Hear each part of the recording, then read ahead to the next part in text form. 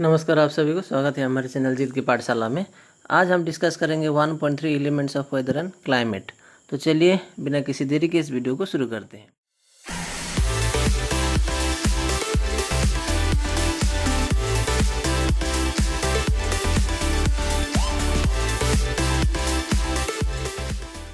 The weather and climate of a place are created by some elements which are known as the elements of weather and climate। यानी कि जिस elements के चलते weather and climate change होते हैं किसी भी एक पर्टिकुलर प्लेस का, उसे हम लोग elements of weather and climate कहते हैं। The principal elements of weather and climate are, मुख्य एलिमेंट्स जिसके वजह से वेदर एंड क्लाइमेट चेंज होता है किसी भी एक पर्टिकुलर जगह का, वह सब है temperature, pressure, humidity, wind and precipitation. यानी कि टेम्परेचर, प्रेशर, ह्यूमिडिटी, विंड और प्रिसिपिटेशन के चलते वेदर एंड क्लाइमेट चेंज होते रहता है। तो ये एक इम्पोर्टेंट क्वेश्चन है यहाँ पे कि what are the principal elements of weather and climate. तो आपको याद रखना होगा temperature, pressure, humidity, wind and precipitation. 2 mark का क्वेश्चन ये हो सकता है। All this elements are changing and this go on changing with respect of time and space. ये सारे एलिमेंट समय के साथ चेंज होते रहते हैं और एक जगह से दूसरी जगह जब हम जाते हैं ये सारे एलिमेंट्स वहाँ पर भी चेंज होता है। The elements are discussed in the following paragraphs. तो नीचे यहाँ पे दिए गए हैं सारे एलिमेंट्स को। तो चलिए इसको समझने का कोशिश करते हैं। पहला है temperature.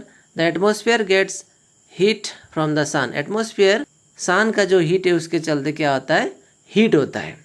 The incoming solar energy while coming across the various layers of the atmosphere absorbs some portions of that energy and the remaining portion falls on the surface of the earth। सन का जो heat होता है वो जब अर्थ की ओर आता है तो बहुत सारा हीट एटमॉस्फेयर में एब्जॉर्ब्स होता है और बाकी हीट क्या होता है, अर्थ में यानी कि अर्थ सरफेस में पड़ता है।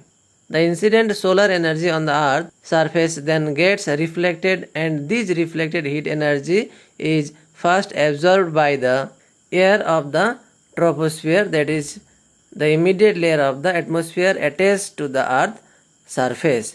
यानी कि जब हीट सन से रिलीज होके अर्थ की ओर आता है, जैसे कि अभी हम लोग ने पढ़ा, तो बहुत सारा हीट क्या होता है आपका एटमॉस्फेयर पे एब्जॉर्ब होता है। बाकी हीट अर्थ में आता है, अर्थ सरफेस में। तो अर्थ सरफेस में लगने के बाद वो जब रिटर्न होके जाता है तो वो जाके हीट कहाँ पे रह जाता है, ट्रोपोस्फियर में। और ट्रोपोस्फियर क्या है, अर्थ से सबसे नज़दीक अटैच हुआ एटमॉस्फेयर का एक लेयर है। As a result the air of the lower layer that is troposphere is heated. और जब ये सारा हीट अर्थ से रिफ्लेक्ट होके जब एटमॉस्फेयर की ओर फिर से जाता है तो ट्रोपोस्फियर में एब्जॉर्ब होता है, जिसके चलते ट्रोपोस्फियर हीट होना स्टार्ट करता है। Air expands and becomes light.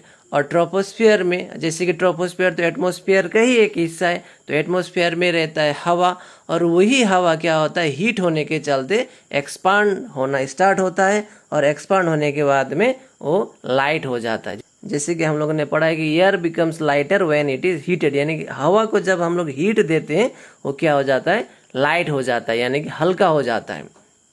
The light air then moves upward and the vacuum created by the light air is immediately filled with relatively cold air blowing from the surroundings. यानी कि जो troposphere में जो हवा रहता है वो तो हीट होने के चलते क्या होता है, लाइट हो जाता है और वह ऊपर की ओर जाना स्टार्ट कर देता है। और जैसे ही हवा ऊपर चला जाता है तो वह पर्टिकुलर जगह में जो हवा था वो तो ऊपर चला गया, जिसके चलते वहाँ पे क्या हुआ, वैक्यूम क्रिएट हुआ। यानी कि वहाँ खाली होना स्टार्ट हो जाता है। हवा जाने के बाद वो स्पेस क्या हो जाता है, खाली हो जाता है। तो उस खाली जगह को फिल करने के लिए आसपास से जो कि कोल्ड हवा है वो फिर से वहाँ पे आके फिलअप हो जाता है ताकि उसको और हीट मिले और वो हीट होके ऊपर चला जाए। और इसी तरह से ये प्रोसेस क्या होता है, कॉन्टिन्यूसली चलते रहता है। यानी कि ठंडी हवा हमेशा गर्म की ओर बढ़ती रहती है ताकि वहाँ जाके उसको हीट मिले, हीट होने के बाद वो लाइट हो और उसके बाद वो ऊपर की ओर जा सके। In this way there develops low pressures and high pressure centres and thereby wind blows due to the difference of pressure in atmosphere. जब हवा का मूवमेंट होता है ठंड जगह से गर्मी की ओर, तब वहाँ पे क्या होता है, एक प्रेशर डिफरेंस क्रिएट हो जाता है। लो प्रेशर और हाई प्रेशर वहाँ पे क्रिएट हो जाता है, जिसके चलते दोनों में प्रेशर डिफरेंस देखने को मिलता है एटमॉस्फेयर में। तो अभी तक हम लोगों ने पढ़ा कि सन का जो हीट होता है वो जब अर्थ सरफेस की ओर आती है तब क्या होता है, एटमॉस्फेयर में बहुत सारा हीट एब्जॉर्ब हो जाता है, बाकी हीट आके टकराता है अर्थ सरफेस में। टकराने के बाद वो जब रिटर्न होके जाता है कहाँ पे, ट्रोपोस्फियर में। और ट्रोपोस्फियर क्या है, एटमॉस्फेयर का सबसे निचला हिस्सा जो कि अर्थ के पास है। और वहाँ पे जो हवा है वो हीट होना स्टार्ट हो जाता है और हीट होके वो अपवर्ड डायरेक्शन की ओर बहना शुरू कर देता है। और जिसके चलते क्या होता है, वह जगह खाली हो जाता है। तो वो खाली जगह को फिल करने के लिए आसपास से जो ठंडी हवा है वो वहाँ पे आ जाती है। तो ये प्रोसेस क्या होता है, कंटिन्यूसली चलते रहता है, जिसके चलते प्रेशर डिफरेंस एटमॉस्फेयर में देखने को मिलता है। Temperature changes in the atmosphere along the horizontal and vertical direction, यानी कि टेम्परेचर आप अर्थ सरफेस से ऊपर की ओर जाइए या फिर अर्थ सरफेस से राइट या लेफ्ट किसी भी डायरेक्शन में आप पैदल चलिए, आपको टेम्परेचर डिफरेंस देखने को मिलेगा। यानी कि टेम्परेचर चेंजेस दोनों डायरेक्शन में, आप ऊपर की ओर जाइए या फिर नीचे राइट लेफ्ट कहीं पर भी आप डिस्टेंस कवर कीजिए, वहाँ पे आपको टेम्परेचर डिफरेंस का अनुभव मिलेगा। In troposphere the air temperature decreases at the rate of 6.5 degree Celsius per kilometre when one goes up through the atmosphere from the earth surface. जैसे कि हम लोग ने पढ़ा कि ट्रोपोस्फियर अर्थ सरफेस से ऊपर की ओर 16 किलोमीटर तक फैला हुआ है। तो उस 16 किलोमीटर में अर्थ सरफेस से जैसे ही हम लोग ऊपर की ओर जाएंगे तो प्रत्येक 1 किलोमीटर में आपको 6.5 डिग्री सेल्सियस टेम्परेचर कम मिलेगा। यानी कि अर्थ सरफेस में जहाँ पर आप खड़े हैं अभी, वहाँ पे जितना टेम्परेचर होगा, वहाँ से अगर हम लोग ऊपर की ओर 1 किलोमीटर कवर करेंगे तो 1 किलोमीटर के बाद 6.5 डिग्री टेम्परेचर आपको कम मिलेगा। उसी तरह से और 1 किलोमीटर ऊपर की ओर जाइए, फिर 6.5 डिग्री सेल्सियस टेम्परेचर जो है आपको कम मिलेगा। उसी तरह से ये 16 किलोमीटर तक चलेगा, उसके बाद फिर से क्या होगा, इंक्रीज होगा। इसे हम लोग लैप्स रेट कहते हैं। मतलब जिस प्रोसेस से ट्रोपोस्फियर में प्रत्येक 1 किलोमीटर में 6.5 डिग्री सेल्सियस टेम्परेचर डिक्रीज होता है, उस प्रोसेस को हम लोग लैप्स रेट कहते हैं। एक इम्पोर्टेंट क्वेश्चन है ये। तो this rate of decrease of temperature in the troposphere on the basis of increase in altitude is called lapse rate. यानी कि ट्रोपोस्फियर में एल्टीट्यूड इंक्रीज होने के कारण जब टेम्परेचर प्रत्येक 1 किलोमीटर में 6.5 डिग्री सेल्सियस डिक्रीज होते रहता है, उसे हम लोग लैप्स रेट कहते हैं। Besides along the vertical direction atmospheric temperature also changes along horizontal direction. यहाँ पे फिर वही सेम बात बोला गया है कि vertical direction and horizontal direction both में क्या होता है, टेम्परेचर डिफरेंस होता है।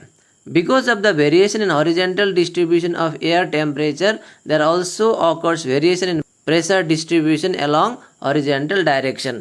तो जब टेम्परेचर डिफरेंस हो जाता है तो वहाँ पे प्रेशर भी डिफरेंस देखने को मिलता है। Due to such variation of pressure wind blows in the atmosphere along horizontal direction।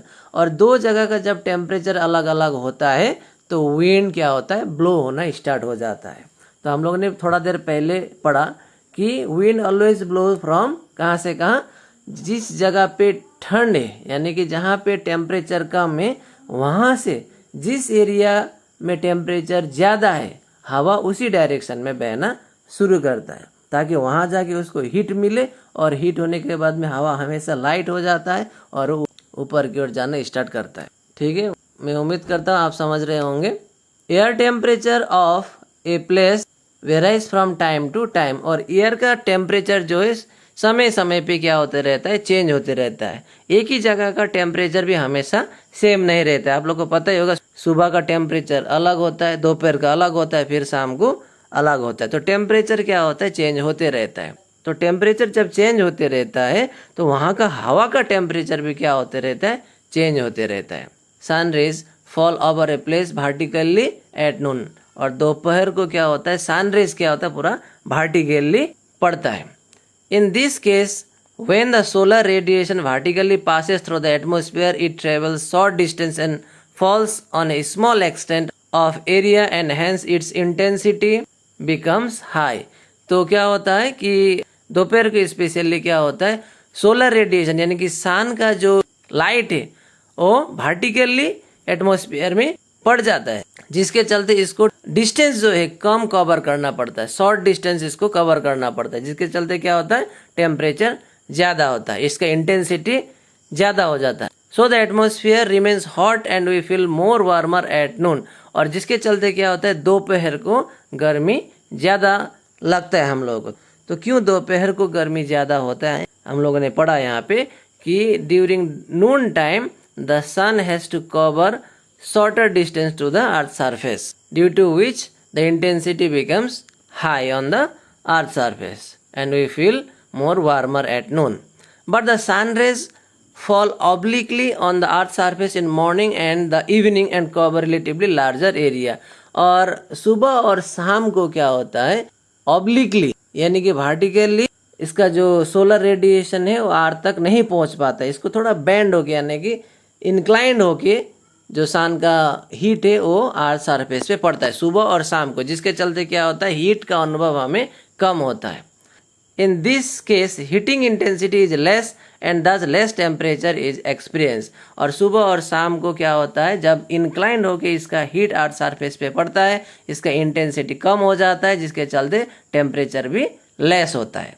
On the other hand we know that the earth being inclined by 23.5 at its axis is revolving around the sun, और earth भी थोड़ा inclined होके क्या होता है, it revolve around the sun. In such a situation, its northern hemisphere sometimes come closer to the sun and the southern hemisphere goes away from the sun, जिसके चलते क्या होता है, अर्थ का जो नॉर्दर्न हेमिस्फीयर है कभी कभी सन के पास आ जाता है और साउदर्न हेमिस्फीयर दूर चला जाता है। As against this situation, sometimes the northern hemisphere goes away from the sun and the southern hemisphere come closer to it, और इसी तरह कभी कभी क्या हो जाता है, फिर नॉर्दर्न हेमिस्फीयर दूर चला जाता है और साउदर्न हेमिस्फीयर सन के पास पहुंचता है। The hemisphere which is closer to the sun enjoy summer season and the hemisphere which is away from the sun enjoy winter season, और जो हेमिस्फीयर सन के पास आ जाता है वह उस समय समर सीजन एंजॉय करता है, और the hemisphere which is far away from the sun enjoys winter season. यानी कि जैसे कि हम लोग ने पढ़ा कि अर्थ जो है 23.5 डिग्री में इंक्लाइन हुआ है, जिसके चलते क्या होता है, कभी एक हेमिस्फीयर नॉर्दर्न हेमिस्फीयर तो कभी दूसरा साउदर्न हेमिस्फीयर सन के पास आ जाता है। तो जो हेमिस्फीयर सन के पास आ जाता है वो समर सीजन एंजॉय करता है, और जो दूर रहता है वह विंटर सीजन एंजॉय करता है। तो इसी तरह ये सीजन चेंज होते रहता है। Again, the sun rays falls vertically over the equatorial region all the year round and hence the air of the equatorial region becomes warmer। और इक्वेटोरियल रीजन में हमेशा क्या होता है, सन रेज जो है वर्टिकली पड़ते रहता है, जिसके चलते वहाँ का जो एयर है हमेशा क्या रहता है, गर्म रहता है।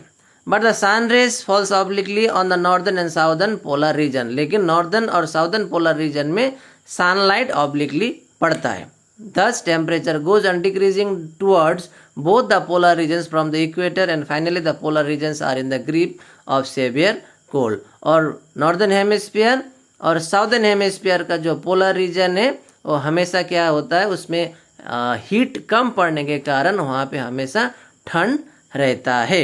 तो हम लोग को एक बात यहाँ पे समझने का ज़रूरत है कि आप अगर सपोज आप इक्वेटोरियल रीजन में खड़े हैं तो वहाँ पे आपको क्या होगा, गर्मी का अनुभव होगा, क्योंकि वहाँ पे सनराइज फॉल्स वर्टिकली। लेकिन अगर आप लोग वहाँ से नॉर्दर्न पोलर रीजन या फिर साउदर्न पोलर रीजन की ओर अगर बढ़ते जाएंगे तो दोनों ही सिचुएशन में आपको ठंड ज़्यादा लगना स्टार्ट होगा। यानी कि जितना ही हम लोग इक्वेटोरियल रीजन से, इक्वेटर से या फिर इक्वेटोरियल रीजन से दूर होते जाएंगे उतना ही हम लोग को ठंड का अनुभव ज़्यादा होना स्टार्ट होगा। तो ये छोटा सा टॉपिक यहीं पे समाप्त करते हैं। हम उम्मीद करते हैं कि आपने इससे कुछ सीखा होगा। Thank you very much for watching जित की पाठशाला।